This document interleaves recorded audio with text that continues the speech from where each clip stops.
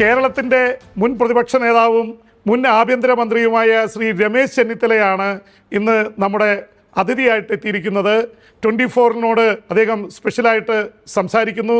തദ്ദേശ സ്വയംഭരണ തെരഞ്ഞെടുപ്പ് നടക്കുന്ന സാഹചര്യത്തിൽ ഈ അഭിമുഖത്തിന് പ്രത്യേക പ്രസക്തിയുണ്ട്.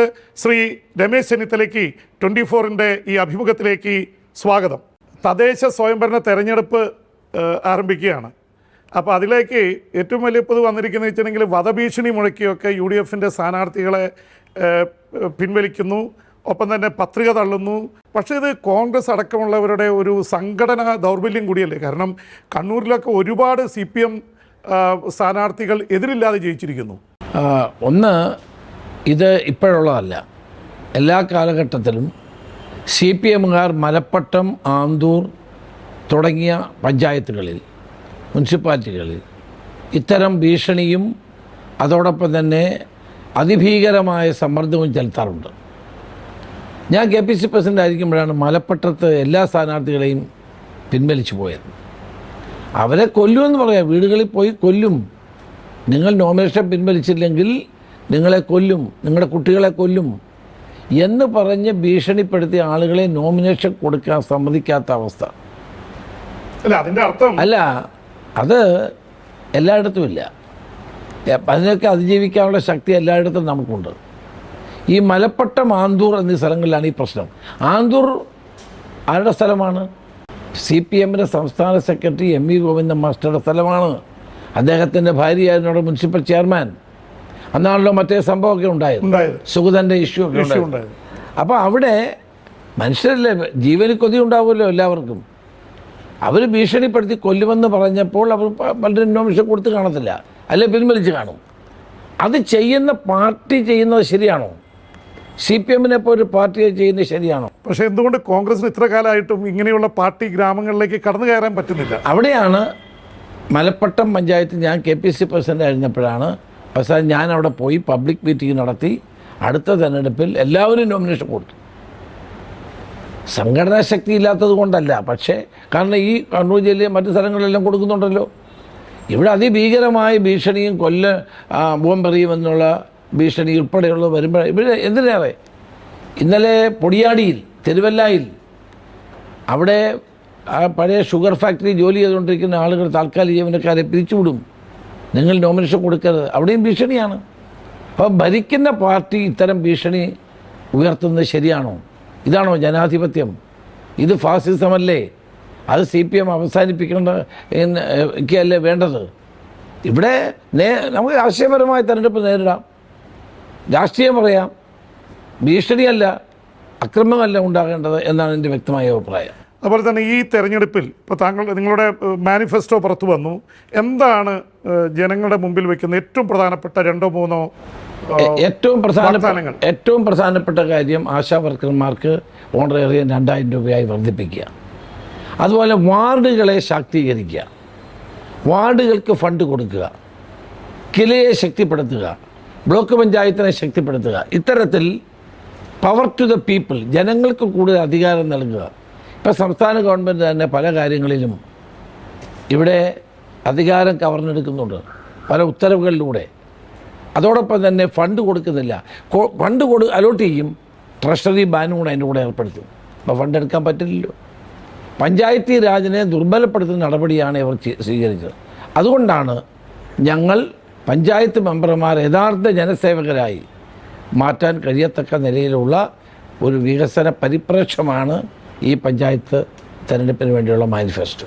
ഇപ്പോൾ ഈ തെരഞ്ഞെടുപ്പിൽ ഇപ്പോൾ ഏറ്റവും കൂടുതൽ ഉയർന്നു വന്നിരിക്കുന്നത് ശബരിമല സ്വർണ്ണക്കൊള്ള സംബന്ധിച്ചാണ്. താങ്കൾ തന്നെ ഇപ്പോൾ പറഞ്ഞിട്ടുണ്ട്, അതിൽ മുഖ്യമന്ത്രി മൗനം പാലിക്കുന്നു. 2 മുൻ ദേവസ്വം പ്രസിഡന്റുമാർ പൊളിറ്റിക്കൽ നോമിനേഷനാണ്, അവരെ അറസ്റ്റ് ചെയ്തിരിക്കുന്നു. 2 മന്ത്രിമാർക്കെതിരെ ആരോപണം ഉന്നയിച്ചിരിക്കുന്നു. എന്തുകൊണ്ടാണ് ഇത് ലക്ഷ്യം വയ്ക്കുന്നത്? നിങ്ങൾ മുഖ്യമന്ത്രിയെ ഇതിൽ ടാർഗറ്റ് ചെയ്തുകൊണ്ടുള്ള ഒരു പ്രവർത്തനം പ്രതിപക്ഷം ബോധപൂർവം നടത്തുന്നുവെന്നാണ് CPM-ഉം LDF-ഉം പറയുന്നത്. ശബരിമല സ്വർണ്ണക്കൊള്ള സമാനതകളില്ലാത്തൊരു അഴിമതിയാണ്. ശബരിമലയുടെ പരിശുദ്ധി നശിപ്പിക്കാൻ എന്തിനാണ് പോലീസിനെ ഉപയോഗിച്ചുകൊണ്ട് ഈ പ്രവർത്തനങ്ങളൊക്കെ നടത്തിയത്? നിത്യബ്രഹ്മചാരിയായ അയ്യപ്പൻ്റെ സ്ഥലത്തേക്ക് എന്തിനിത് ചെയ്തു? ഇന്നും മുഖ്യമന്ത്രി അതിനെപ്പറ്റി ഒരു ഖേദവും പ്രകടിപ്പിച്ചിട്ടില്ല. ഇപ്പോൾ നടന്നുകൊണ്ടിരിക്കുന്ന ഈ സംഭവവികാസങ്ങളിൽ മുഖ്യമന്ത്രി എന്താണ് മൗനം പാലിക്കുന്നത്? ഈ ശുഭതി പ്രവേശനവുമായി ബന്ധപ്പെട്ട് മുഖ്യമന്ത്രി അല്ലേ നവോത്ഥാന സമിതി ഉണ്ടാക്കിയത്? അത് കഴിഞ്ഞിട്ട് ആഗോള സംഗമം നടത്തിയത്. അപ്പോൾ ഇതെല്ലാം നമ്മൾ പരിശോധിച്ച് നോക്കുമ്പോൾ ശബരിമലയ്ക്കെതിരായ ഒരു ഗൂഢാലോചന CPM-ന്റെ ഭാഗത്തുനിന്ന് നടക്കുന്നു എന്ന് വളരെ വ്യക്തമാണ്. ഇത് ഗൂഢാലോചനയാണോ പിടിപ്പുകേടാണോ? 10 വർഷത്തിനിടയിൽ 3 ദേവസ്വം ബോർഡ് മന്ത്രിമാരുണ്ടായി, 2 ദേവസ്വം ബോർഡ് പ്രസിഡന്റുമാരുണ്ടായി.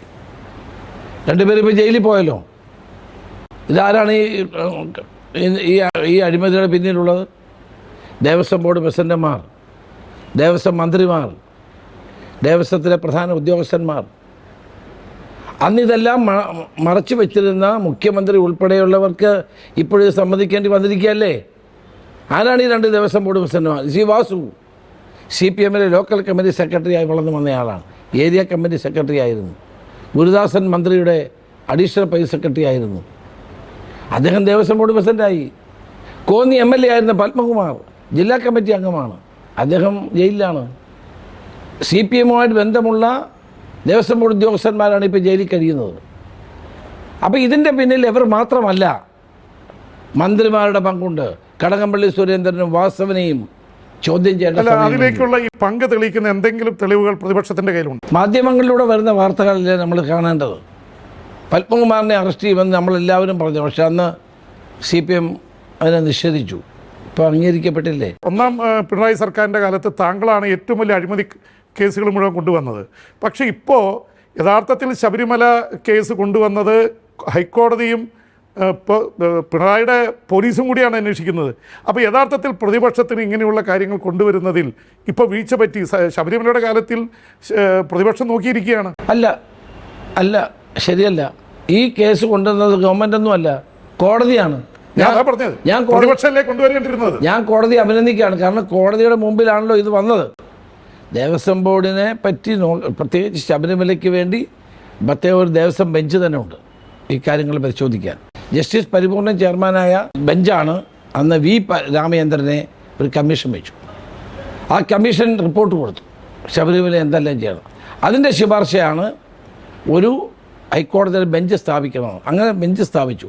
ആ ബെഞ്ചിൻ്റെ മുമ്പിൽ വന്ന പരാതിയായിരുന്നു ഈ ശബരിമലയിലെ സ്വർണം കവർന്നിരിക്കുന്നു എന്നുള്ള കാര്യം. നമ്മൾ കാണുന്നത് ദ്വാരപാലക ശില്പങ്ങളിൽ പൊതിഞ്ഞ സ്വർണം. വിജയമല്യ എന്ന് പറഞ്ഞ വ്യവസായി നൽകിയ 15 കിലോ സ്വർണം അപ്രത്യക്ഷമായി. വെള്ളം വീഞ്ഞാക്കിയത് കേട്ടിട്ടുണ്ട്. സ്വർണം ഇപ്പം ചെമ്പാക്കിയത് ഇവരുടെ CPM-കാർക്ക് മാത്രമേ കഴിയുള്ളൂ. പക്ഷേ ഇത് കണ്ടുപിടിക്കാൻ ഇത്ര കാലമായിട്ട് പ്രതിപക്ഷത്തിൽ ഇരിക്കുന്ന ആർക്കും കഴിഞ്ഞില്ല. ഹൈക്കോടതി വേണ്ടി വന്നു എന്നുള്ളത് പ്രതിപക്ഷത്തിന് കഴിയില്ല. കാരണം ഈ വിശദാംശങ്ങൾ അറിയാവുന്നവർ ബോർഡിനകത്താവുള്ളൂ. 10 വർഷമായിട്ട് അവരുടെ ഭരണമാണ്. ആ ഭരണത്തിനുള്ളിൽ കിട്ടിയ വിവരങ്ങൾ കോടതിയുടെ മുമ്പിൽ വന്നപ്പോഴാണ് അത് ഗൗരവമുള്ളത്. കോൺഗ്രസ് അനുകൂല സംഘടനകളുണ്ട്, അവിടെ ഒരുപാട് കോൺഗ്രസുമായിട്ട് ബന്ധപ്പെട്ട ആൾക്കാരുണ്ട്. അങ്ങനെ ഉണ്ടെങ്കിലും അറിയാതെ പോയി എന്നോണാ. അങ്ങനെ ഉണ്ടെങ്കിലും അത് കിട്ടാൻ അത്ര എളുപ്പമൊന്നുമല്ല.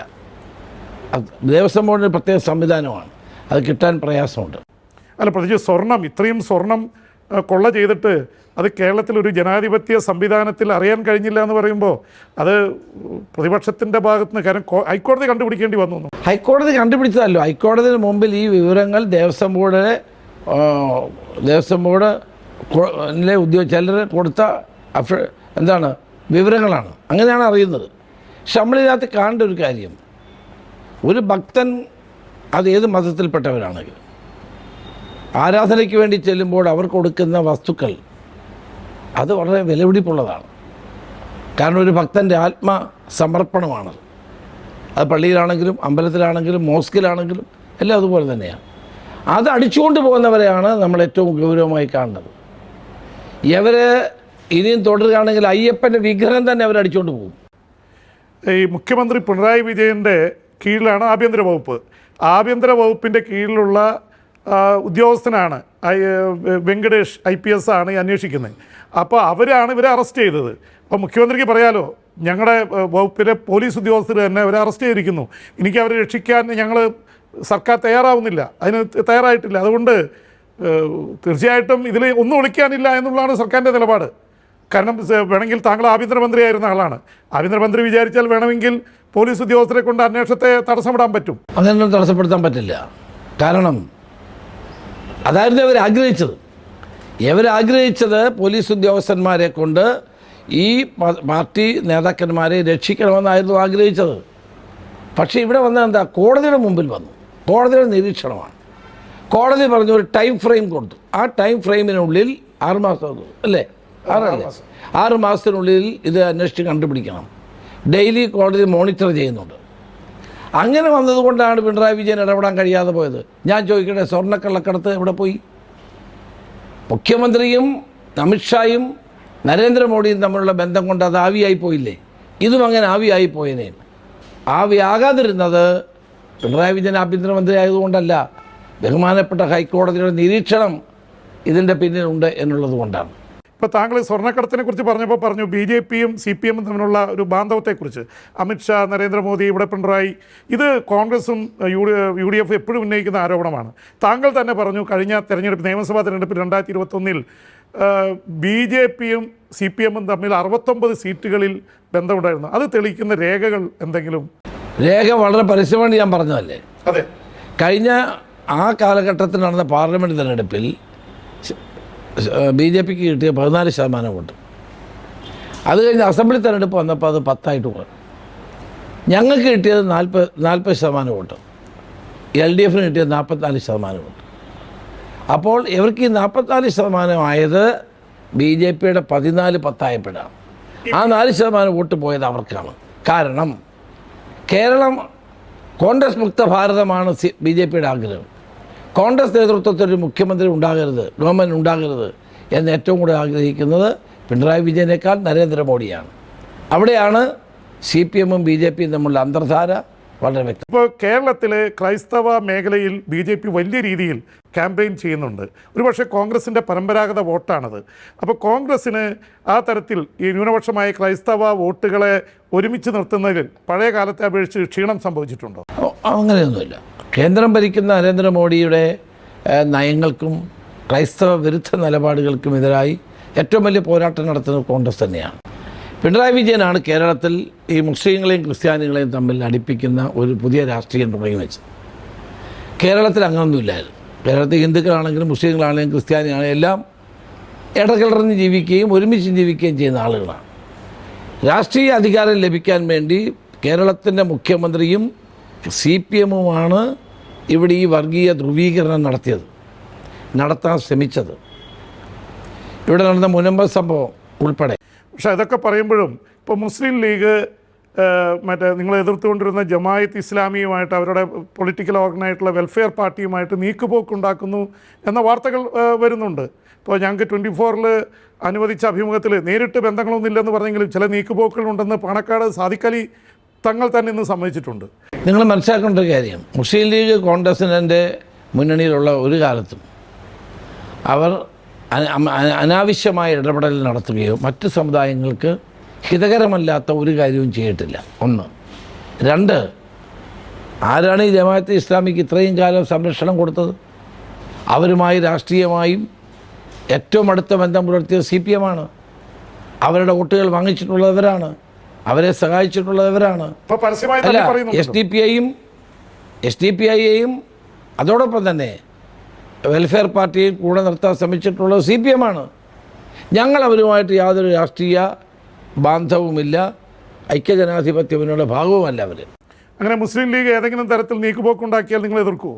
അല്ല, പ്രാദേശിക അടിസ്ഥാനത്തിൽ പഞ്ചായത്ത് തെരഞ്ഞെടുപ്പാണ്.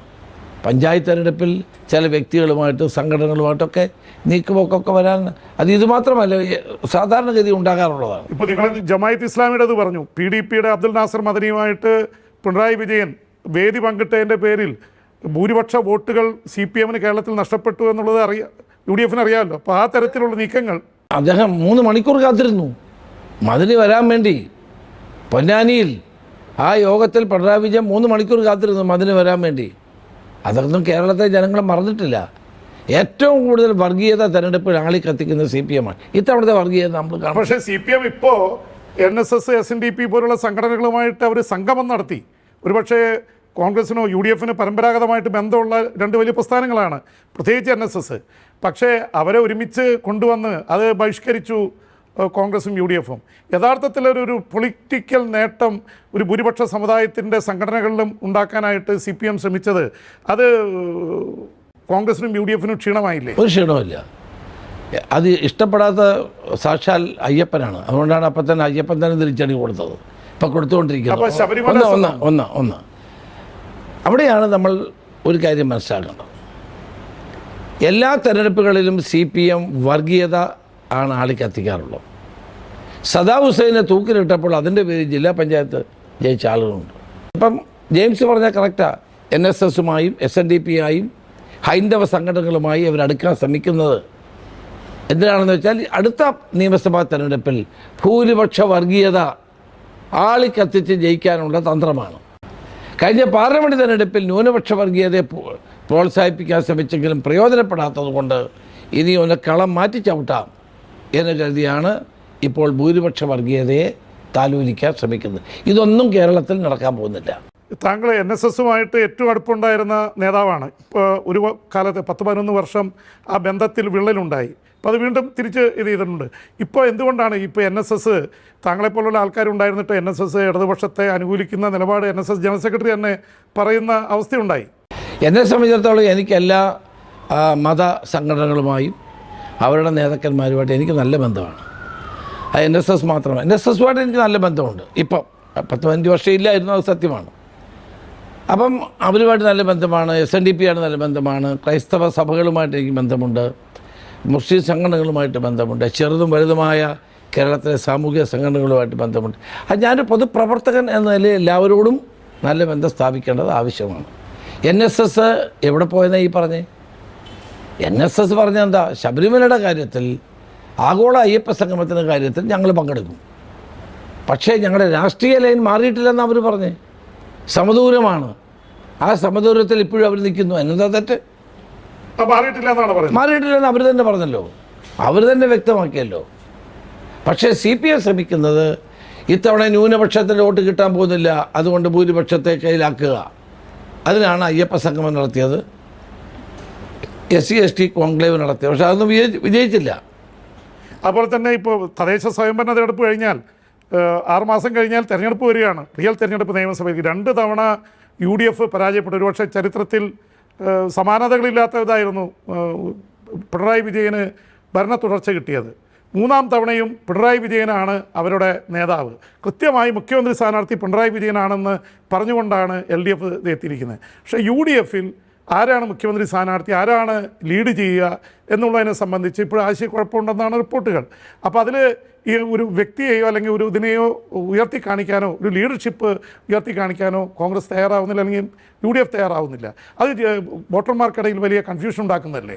ഒന്ന്, പിണറായി വിജയൻ തന്നെയാണ് ഞങ്ങളുടെ മുഖ്യമന്ത്രി സ്ഥാനാർത്ഥി എന്ന് പറയുന്നത് തന്നെ ഞങ്ങൾക്ക് നല്ലതായി. കാരണം ഏറ്റവും കൂടുതൽ ജനങ്ങൾ എതിർക്കുന്ന ഒരു രാഷ്ട്രീയ നേതാവ് ഇന്ന് കേരളത്തിലുണ്ടെങ്കിൽ അത് പിണറായി വിജയൻ തന്നെയാണ്. അതുകൊണ്ട് തന്നെ അത് UDFന് ഗുണകരമാണ്. പിന്നെ കോൺഗ്രസിനെ സംബന്ധിച്ചിടത്തോളം കോൺഗ്രസ് ഒരിക്കലും ഒരു സംസ്ഥാനത്തും മുഖ്യമന്ത്രിയെ ഉയർത്തിക്കാട്ടിക്കൊണ്ട് തെരഞ്ഞെടുപ്പിൽ പോകാറില്ല, പോയിട്ടുമില്ല. കേരളത്തിലും അങ്ങനെ പോകുന്നില്ല. പക്ഷേ ഞങ്ങളെല്ലാവരും ഒരുമിച്ച് ഒരു മനസ്സോടെ ഈ തവണ ജയിക്കണം എന്നുള്ള ലക്ഷ്യത്തോടെ പ്രവർത്തിക്കുകയാണ്. പഞ്ചായത്ത് തെരഞ്ഞെടുപ്പിൽ ജെയിംസ് എഴുതി വെച്ചു, ഞാൻ KPC പ്രസിഡൻ്റ് ആയിരുന്നപ്പോഴാണ് ഏറ്റവും വലിയ വിജയമുണ്ടായത് 2010 70%. അതേ വിജയം, ഒരുപക്ഷെ അതിനേക്കാൾ വലിയൊരു വിജയം ഈ പഞ്ചായത്ത് തെരഞ്ഞെടുപ്പിൽ UDFനുണ്ടാകും. UDFന് അനുകൂലമായ ഒരു തരംഗം കേരളത്തിൽ രൂപപ്പെട്ടു വരികയാണ്. അത് ഈ ഗവൺമെൻറ്റിൻ്റെ ദുഷ്ചെയ്തികൾക്കെതിരെ, മുഖ്യമന്ത്രിയുടെ പ്രവർത്തന ശൈലിക്കെതിരെ, ഗവൺമെൻറ്റിൻ്റെ പാവങ്ങളോടുള്ള സമീപനങ്ങൾക്കെതിരെയുള്ള ജനങ്ങളുടെ വിധിയെഴുത്തായിരിക്കും. ന്യൂനപക്ഷവും വർഗീയവാദികളൊക്കെ പ്രതിപക്ഷത്താണ് എന്ന് പറഞ്ഞുകൊണ്ടൊരു ഇതിൽ വന്നാൽ ഒരുപക്ഷെ ഭൂരിപക്ഷ സമുദായത്തിൻ്റെ പിന്തുണ നേടി 3ാം വട്ടവും CPM അധികാരത്തിൽ വരില്ല എന്ന് പറയാൻ പറ്റുമോ? ഒന്നാമത്തെ കാര്യം, 3ാം വട്ടം അധികാരത്തിൽ വരുന്നത് ഞാൻ പൂർണ്ണമായും റൂൾ ഔട്ട് ചെയ്യുന്നു. അങ്ങനെ സംഭവം ഉണ്ടാവില്ല. കഴിഞ്ഞ തെരഞ്ഞെടുപ്പിലുണ്ടായത് എന്താണെന്ന് വെച്ചാൽ കോവിഡ് വന്നു. കോവിഡ് ഒരു മഹാമാരിയായി ലോകം ഭീതിയോടെ നോക്കിയൊരു സംഭവമാണ്. ആളുകൾക്ക് നാളെ എന്ത് സംഭവിക്കുമെന്ന് അറിയില്ലായിരുന്നു. ആളുകൾ വെളിയിറങ്ങുന്നില്ലായിരുന്നു, കാര്യങ്ങൾ മനസ്സിലാക്കുക. അവരാകെ കേൾക്കുന്ന മുഖ്യമന്ത്രിയുടെ പ്രസ്താവന മാത്രമായിരുന്നു.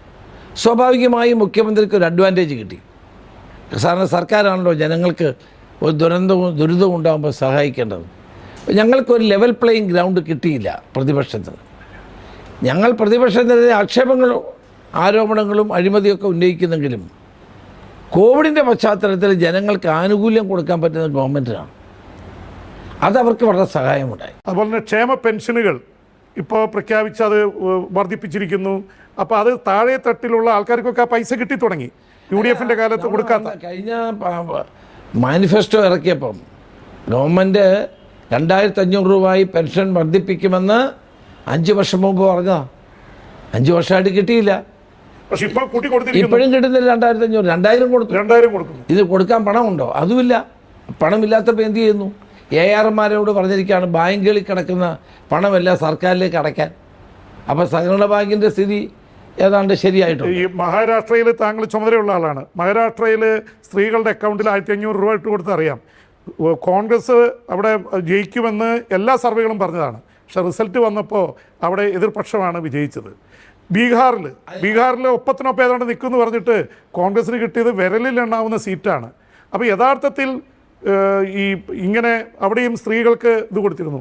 അപ്പോൾ ഈ തരത്തിൽ ക്ഷേമ പെൻഷനുകളോ സഹായം കൊടുക്കുമ്പോൾ വോട്ട് ബാങ്ക് മാറിപ്പോകുന്നു എന്നുള്ളൊരു അവസ്ഥ ഇന്ത്യൻ രാഷ്ട്രീയത്തിൽ ഉണ്ടായിട്ടില്ലേ? ഇന്ത്യൻ രാഷ്ട്രീയത്തിൽ അത് ഉണ്ടായിട്ടുണ്ട്. ഇപ്പം തന്നെ മഹാരാഷ്ട്രയിൽ ലാഡ്ലി ബഹൻ എന്നൊരു പദ്ധതിയായിരുന്നു. ലാഡ്കി ബഹൻ എന്ന പദ്ധതിയായിരുന്നു. പക്ഷേ ഇപ്പോൾ ആ പദ്ധതിയുടെ സ്ഥിതി വളരെ ദയനീയമാണ്. പക്ഷേ അധികാരത്തിൽ വന്നു കഴിഞ്ഞാൽ ലാഡ്കി ബഹനിലൂടെ ആളുകൾക്ക് പണം അതിൻ്റെ ആ ബെനിഫിഷ്യറീസിൻ്റെ ലിസ്റ്റ് തന്നെ വളരെയേറെ കുറച്ചു. പലർക്കും കിട്ടുന്നില്ല. കിട്ടാത്തതിൻ്റെ പരാതികളുടെ കുമ്മാരമാണ് അവിടെ. അപ്പോൾ തെരഞ്ഞെടുപ്പ് ജയിക്കാൻ വേണ്ടി ഇത്തരം ഗിമ്മിക്കുകളൊക്കെ കാണിക്കും. കഴിഞ്ഞ തവണ അതല്ലേ കിറ്റ് കൊടുത്തപ്പോൾ വോട്ട് ചെയ്തത്. പക്ഷെ ഇത്തവണ അങ്ങനെ ഉണ്ടാവാൻ പോകുന്നില്ല. ഒരു ചക്ക വീണിന് മുയലി എത്തുന്ന കരുതി എപ്പോഴും അത് ചക്ക വീഴുകയും മുയലിയാവുകയും ചെയ്യില്ല.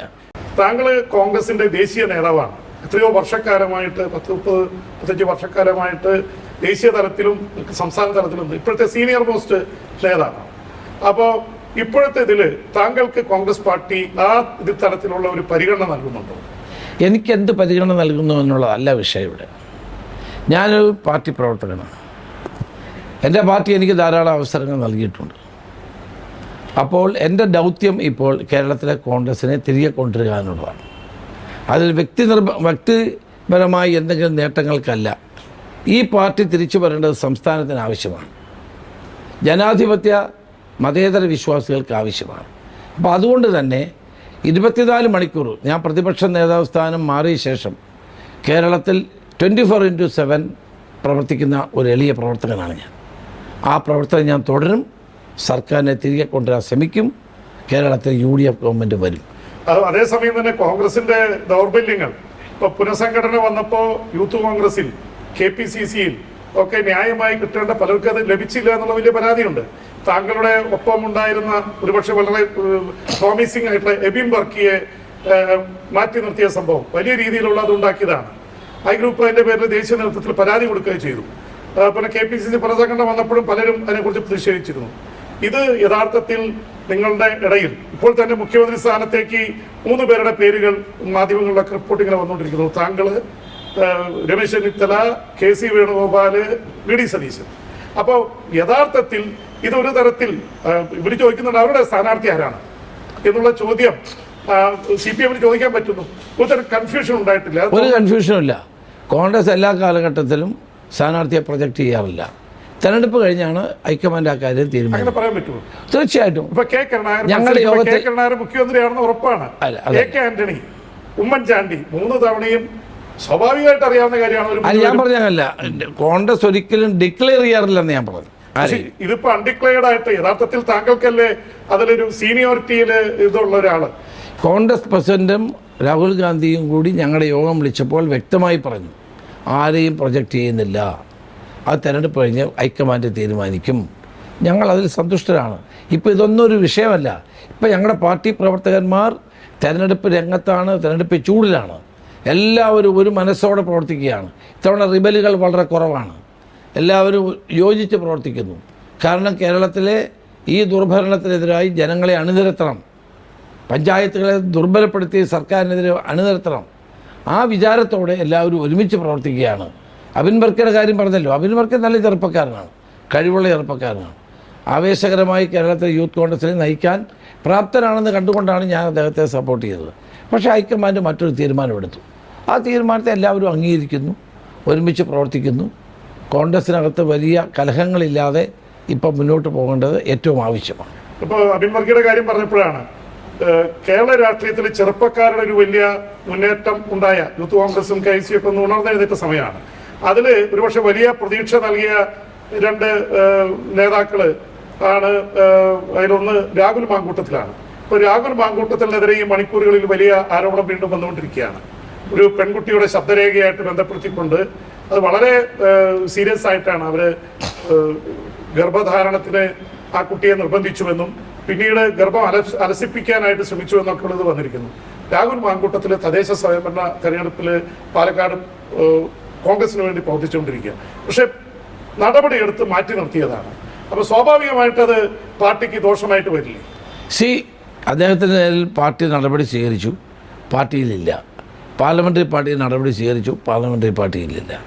അപ്പോൾ അതുകൊണ്ട് പാർട്ടിയുടെ നയം ഇക്കാര്യത്തിൽ വളരെ വ്യക്തമാണ്. അദ്ദേഹം പാർട്ടിയുടെ ഒരു ഘടകത്തിലും ഇപ്പോൾ പ്രവർത്തിക്കേണ്ട ഒരാളല്ല. അത് പ്രവർത്തിപ്പിക്കുന്നത് ശരിയുമല്ല.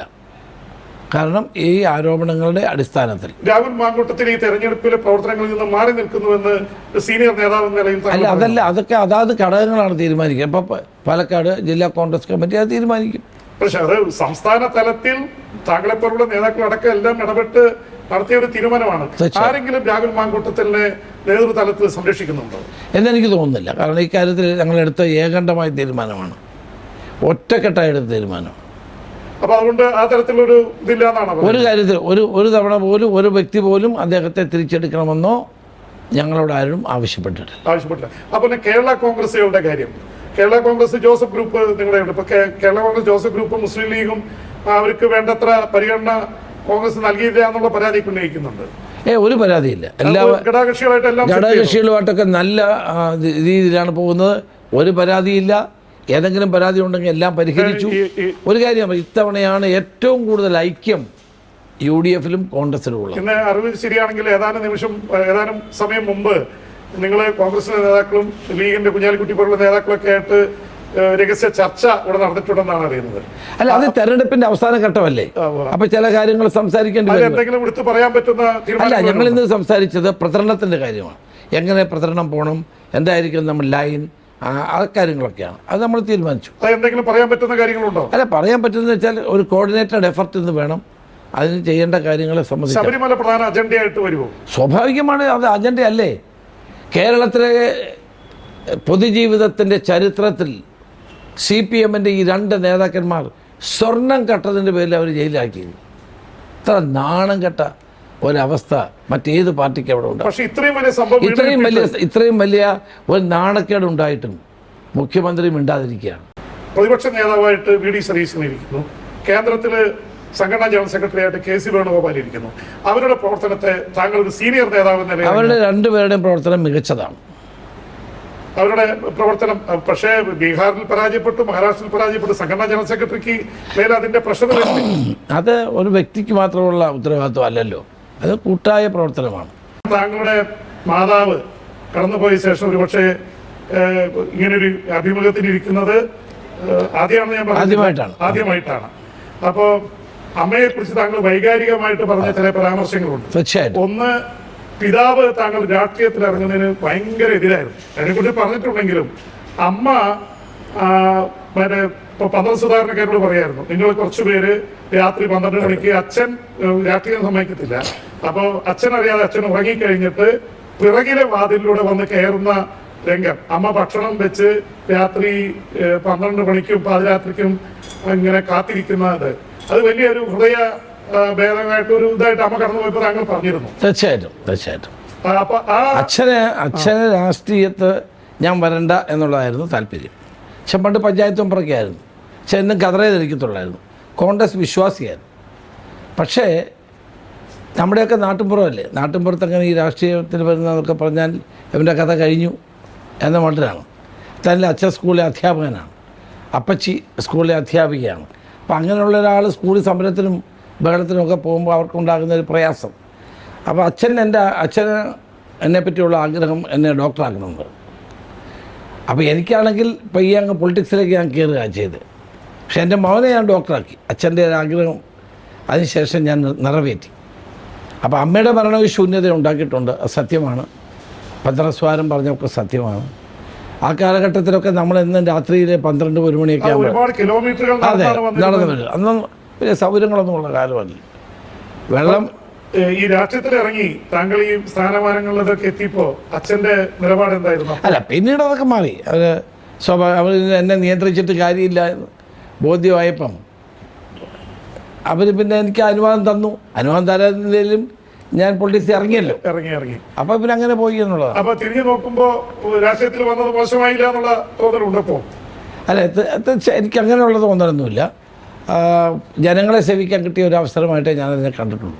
താങ്കൾ പ്രതിപക്ഷ നേതാവിന്റെ സ്ഥാനത്ത് മാറിയിട്ടും അതേ ആക്ടിവിറ്റി ഇതായിട്ട് തന്നെ ഇങ്ങനെ ഓടി നടക്കുന്നു.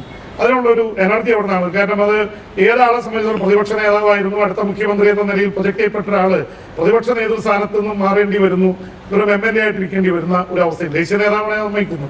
പക്ഷെ അതുണ്ടാക്കുന്ന ഒരു വ്യക്തിപരമായിട്ട് പറഞ്ഞാൽ അതുണ്ടാക്കുന്ന ഒരു ഫ്രസ്ട്രേഷൻ ഇല്ലേ? ഒരു ഫ്രസ്ട്രേഷനും ഇല്ല. കാരണം ഞാൻ എവിടെ ചെന്നാലും ഭയങ്കര ആൾക്കൂട്ടമാണ് ജനങ്ങൾക്ക്. ഇപ്പം നിങ്ങൾ 14 ജില്ലയിൽ ഞാൻ ഡ്രഗിനെതിരായിട്ടൊരു ലഹരി വിരുദ്ധ ക്യാമ്പയിൻ നടത്തി. ഞാൻ മാത്രമാണ് നടത്തിയത്, എൻ്റെ പേരിൽ ഞാൻ നടത്തിയതാണ്. ഞാൻ പറയട്ടെ. അപ്പം ആ ആളുകൾക്ക് തടിച്ചു കൂടുന്നതിൻ്റെ കാര്യം എന്താ? എന്നോടുള്ള സ്നേഹം കൊണ്ടാണ്. ഇപ്പം എനിക്ക് ആർക്കും ഒന്നും കൊടുക്കാൻ പറ്റത്തില്ലല്ലോ, ഒന്നും കൊടുക്കാൻ പറ്റില്ല. എനിക്ക് അതിൻ്റെ കയ്യിൽ അധികാരമില്ല, ഒന്നുമില്ല. എന്നിട്ടും ആളുകൾ കേരളത്തിലെ 14 ജില്ലയും തടിച്ചു കൂടിയത് എന്തുകൊണ്ടാണ്? എന്നോടുള്ള സ്നേഹം കൊണ്ടാണ്. അതുകൊണ്ട് ആ കോഴ്സിനോടുള്ള ആഭിമുഖ്യം കൊണ്ടാണ്. അപ്പോൾ അത് തന്നെ തെളിയിക്കുന്ന എന്താണ്? ജനങ്ങൾക്ക് നമ്മളെ ഇഷ്ടമാണ്, ജനങ്ങൾക്ക് നമ്മളോട് താല്പര്യമാണ്. ആ ജനങ്ങളുടെ ഒരു സ്നേഹമല്ലേ ഏറ്റവും വലുത്? ഏത് പദവിയേക്കാളും വലുത് ജനങ്ങൾ നൽകുന്ന സ്നേഹമല്ലേ? ആ സ്നേഹത്തിൽ ഞാൻ തൃപ്തനാണ്. കേരളത്തിലെ ഏത് വലിയ പഞ്ചായത്തിൽ പോയാലും എനിക്ക് കിട്ടുന്ന സ്നേഹം, ജനങ്ങൾ നൽകുന്ന ഞാൻ കാണിക്കുന്ന ഒരു താല്പര്യം, അതാണ് ഏറ്റവും വലുത്. അതാണ് ഏറ്റവും വലിയ പദവി എന്ന് വിശ്വസിക്കുന്ന ആളാണ്. അവരുടെ ഹൃദയങ്ങളിൽ കടന്നുകൂടാനുള്ള അവസരം, അതാണ് ഏറ്റവും പ്രധാനപ്പെട്ടത്. നാളെ ഒരു സ്ഥാനമില്ലെങ്കിലും എൻ്റെ ഈ പ്രവർത്തനവുമായി ഞാൻ മുന്നോട്ട് പോകും. എന്തായാലും മുഖ്യമന്ത്രി കസേര അല്ലെങ്കിൽ മുഖ്യമന്ത്രി സ്ഥാനം UDF അധികാരത്തിൽ വരികയും ഓഫർ ചെയ്താൽ താങ്കൾ സ്വീകരിക്കില്ല എന്നും പറയില്ലല്ലോ. അല്ല, അതൊക്കെ വരട്ടെ, എന്നിട്ടുള്ള കാലഘട്ടം വരട്ടെ. ഇപ്പം നമ്മുടെ മുമ്പിൽ താങ്കൾ അർഹിക്കുന്ന ആളാണെന്നുള്ളതുണ്ടോ? അത് ജനങ്ങൾ വിലയിരുത്തട്ടെ. അതുപോലെ തന്നെ താങ്കൾ അന്താരാഷ്ട്ര തലത്തിൽ കൂടി കാര്യങ്ങൾ ശ്രദ്ധിക്കുന്ന ഒരാളാണ്. ഒരുപക്ഷെ CPM പോലുള്ള സംഘടനകൾ വളരെ ശക്തമായിട്ട് ഇസ്രായേൽ ഗസയിൽ ആക്രമണം നടക്കുന്നതിന് വലിയ ശക്തമായിട്ടുള്ള നിലപാടെടുത്തില്ല. അത്രയും ഒരു നിലപാട് UDF എടുക്കുന്നതായിട്ട് കാണുന്നില്ല എന്നുള്ളതുകൊണ്ട് ഞങ്ങൾ എപ്പോഴും എടുത്തിട്ടുണ്ട്. ഞങ്ങളുടെ വർക്കിംഗ് കമ്മിറ്റി പ്രമേയം പാസ്സാക്കിയിട്ടുണ്ട്, ഞങ്ങളെ നിലപാടുകൾ സ്വീകരിച്ചിട്ടുണ്ട്. പ്രിയങ്ക ഗാന്ധി ആ ഭാഗ്യമായിട്ട് തന്നെയാണ്. അത് പ്രിയങ്ക ഗാന്ധി മാത്രം അത്ര ഷാർപ്പായിട്ട് പറഞ്ഞിട്ടുള്ളൂ. അല്ല, എല്ലാവരും പറഞ്ഞിട്ടുണ്ട്. പക്ഷേ ദേശീയ സംസ്ഥാന പക്ഷേ CPM അതിനെ ഞങ്ങളതിന് മുതലെടുപ്പ് രാഷ്ട്രീയം ഉദ്ദേശിക്കുന്നില്ല. ഞങ്ങളാണ് ആ കാര്യത്തിൽ എന്നൊരു നിലപാടുള്ള പാർട്ടി. പാലസ്തീൻ സംഘമൊക്കെ നടക്കും. പിന്നെ അവർ അത് നടത്തുന്നത് എന്തുകൊണ്ടാണെന്ന് എല്ലാവർക്കും അറിയാം. ഞങ്ങളെ സംബന്ധിച്ചിടത്തോളം പണ്ഡിറ്റ് ജവഹർലാൽ നെഹ്റുവിൻ്റെ കാലം മുതൽ ഇന്ദിരാഗാന്ധിയുടെ കാലം മുതൽ ഞങ്ങൾക്കൊരു നിലപാടുണ്ട്. ആ നിലപാടിൽ ഒരു മാറ്റവുമില്ല. തന്നെയുമല്ല, യാസർ അറാഫത്ത് എൻ്റെ സഹോദരനാണെന്നാണ് ഇന്ദിരാഗാന്ധി പറഞ്ഞത്. ആ യാസർ അറാഫത്തുമായിട്ട് ഏറ്റവും ബന്ധമുണ്ടായിരുന്ന ഒരാൾ പിന്നീട് ഞാനായിരുന്നു. പക്ഷെ അതിനുശേഷം നരസിംഹറാവും ഡോക്ടർ മൻമോഹൻ സിംഗ് ഒക്കെ വന്നപ്പോൾ ഒരു ചെറിയ ഷിഫ്റ്റ് ഉണ്ടായി, ഇസ്രായേലിനെ കൂടി അംഗീകരിക്കുന്ന അവസ്ഥയുണ്ടായി. അത് BJP ഏറ്റുപിടിച്ചു. ചരിത്രമാണ്. ചരിത്രത്തിൽ ലോകത്ത് വന്നുകൊണ്ടിരിക്കുന്ന പല മാറ്റങ്ങൾക്കും ഇന്ത്യയും മാറിയിട്ടുണ്ടെന്നുള്ളത് സത്യമാണ്. പക്ഷേ BJP അതിനെ സ്ട്രോങ് ആയിട്ട് ഇസ്രായേലിന്റെ കൂടെ നിൽക്കുകയാണ്. അതെ, പാലസ്തീനായിട്ട് ബന്ധമുള്ളപ്പോൾ തന്നെ ഇസ്രായേലിനെയും കൂടെ കൂട്ടിയിരിക്കുന്നു. പക്ഷെ അപ്പോഴും പൊരുതുന്ന പാലസ്തീൻ്റെ കൂടെ ആയിരുന്നു കോൺഗ്രസ് എന്നത് സത്യമാണ്.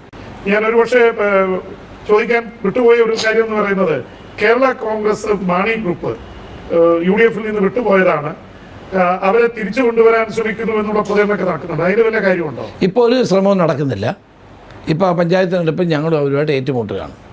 പഞ്ചായത്ത് തെരഞ്ഞെടുപ്പ് കഴിയട്ടെ. പഞ്ചായത്ത് തെരഞ്ഞെടുപ്പിൽ ഒരുമിച്ച് ഇത് ചെയ്യാൻ സാധ്യതയുണ്ടെങ്കിൽ അപ്പുറത്ത് ചിന്തിക്കാമെന്നുള്ള തരത്തിലുള്ള ഇതുണ്ടായിരുന്നു പറയണം. അങ്ങനെയൊന്നുമില്ല. ഇപ്പം ഞങ്ങൾ അവർ LDF ഇത് കഴിഞ്ഞിട്ട് ഇനിയിപ്പോൾ അവർ വരാൻ തയ്യാറാവും. എല്ലായിടത്തും താഴെ തട്ടില് മത്സരിച്ച് കഴിഞ്ഞാൽ LDF UDF തമ്മിലുള്ള പോരാട്ടമാണ്. അത് അവർ LDFൻ്റെ ഭാഗമാണ്. LDFനകത്ത് നിൽക്കുന്ന ഒരു കക്ഷി ഇങ്ങോട്ട് വരുമെന്ന് ഞാൻ പറയാനുള്ള മൗഢ്യം എനിക്കില്ല. പക്ഷേ കോൺഗ്രസിന്റെ കയ്യിൽ നിന്ന് അത് സ്ലിപ്പ് ചെയ്ത് പോയതാണ് എന്നുള്ള തരത്തിൽ കാരണം ബെന്നി ബെഹനാൻ അവരെ പുറത്താക്കുന്നു എന്ന് പറഞ്ഞു. താങ്കളായിട്ട് അഭിപ്രായ ഭിന്നത ഉണ്ടായിരുന്നു മാണി സാറിന്റെ കാലത്ത്. അപ്പൊ അതൊക്കെ ഇനി ഇത് ചെയ്ത് തിരിച്ച് സാധിക്കും അങ്ങനെ ഒരു നീക്കം? മാണിസാറുമായിട്ട് ഏറ്റവും കൂടുതൽ ആരോപണം ഉന്നയിച്ചത് CPM ആയിരുന്നു, ഞങ്ങളല്ല. പക്ഷെ അത് സെറ്റ് ചെയ്തു. മാണിസാറുമായിട്ട് ഏറ്റവും വലിയ അഭിപ്രായ വ്യത്യാസം ഉണ്ടാവുകയും നിയമസഭ കൂടാതിരിക്കുകയും ബഡ്ജറ്റ് അവതരിപ്പിക്കാതിരിക്കുകയും ഒക്കെ ചെയ്ത ആരെന്ന് എല്ലാവർക്കും അറിയാമല്ലോ. പക്ഷെ മാണിസാറിന്റെ കാലശേഷം അദ്ദേഹത്തിന്റെ മകനടക്കുന്ന പാർട്ടിയെ CPM കൊണ്ടുപോയത് യഥാർത്ഥത്തിൽ ഒരു UDF സംഭവിച്ച ഒരു ക്ഷതമല്ലേ അത്? നോക്കാം, നമുക്കെന്ന് വരട്ടെ. തദ്ദേശ സ്വയംഭരണ തെരഞ്ഞെടുപ്പിന്റെ പശ്ചാത്തലത്തിൽ ശബരിമലയും സ്ഥാനാർത്ഥി പ്രശ്നങ്ങളും എല്ലാം സംബന്ധിച്ച് കേരള രാഷ്ട്രീയത്തെക്കുറിച്ച് വളരെ വിശദമായി ശ്രീ രമേശ് ചെന്നിത്തല സംസാരിച്ചു. ശ്രീ രമേശ് ചെന്നിത്തലയ്ക്ക് 24ന്റെ പേരിൽ ഹൃദയം നിറഞ്ഞ നന്ദി. നമസ്കാരം. Thank you. ലോകത്തെവിടെയായാലും ഏത് സമയത്തും 24 വാർത്തകളും ഓഗ്മെന്റഡ് റിയാലിറ്റി പാക്കേജുകളും എക്സ്പ്ലെയിനറുകളും വിശദമായി കാണാൻ ഞങ്ങളുടെ YouTube ചാനൽ നിങ്ങൾക്ക് സബ്സ്ക്രൈബ് ചെയ്യാം.